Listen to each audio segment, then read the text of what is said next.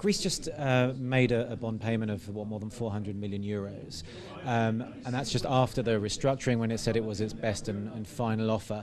Does that somehow undermine future restructurings if investors know that perhaps if they hold out they'll get the full amount? Well, it raises a concern along those lines, but I think we have to recognize that this payment was made in the most extraordinary set of political uncertainties in Greece, and this was a major factor in their decision to pay. In the absence of those political uncertainties, I think it's highly unlikely that they would have paid these holdouts.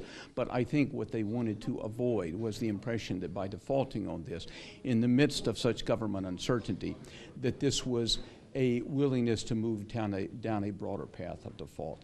And so I think that while it was unfortunate from the point of view of those creditors that I represented who voluntarily gave up 70% of the value, I think the creditors need to have some understanding that this decision was made in the midst of huge political uncertainty. And I'm not as concerned because of that about the precedential implications as I would otherwise be. You said that the Greek austerity program should be adapted and adjusted to the new realities. Do you think there's, what exactly do you mean by that? Any potential figures? And do you think there's any chance whatsoever that the seemingly intransigent Germans or ECB are going to pay any heed to that kind of suggestion? I think so much is at stake that I would be surprised if at the end of the day all leaders don't adjust their positions here. New Greek leaders will have to recognize that there is little alternative to pursue the heart of the reforms to which they have already committed, because these are key to restoring competitiveness and efficiency for the Greek economy,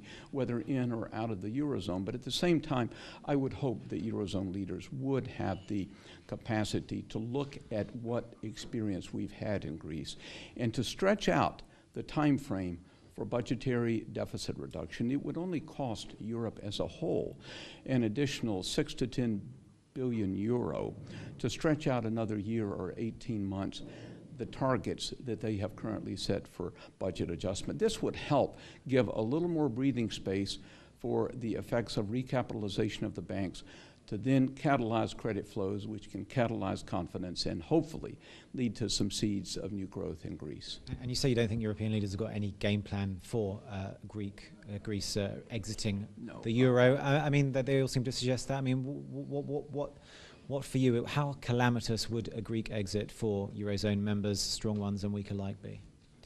Somewhere between catastrophic and Armageddon.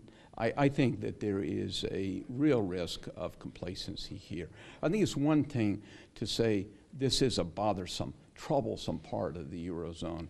We would just be better off without it. That to me is wishful thinking. This was a huge decision made when the decision was made to create the Eurozone without any provisions for exit. And I think that the answer is not to try to find some easy path for exit, because there is no easy path, but to bring in the other pillar which is missing, which is fiscal convergence and fiscal union.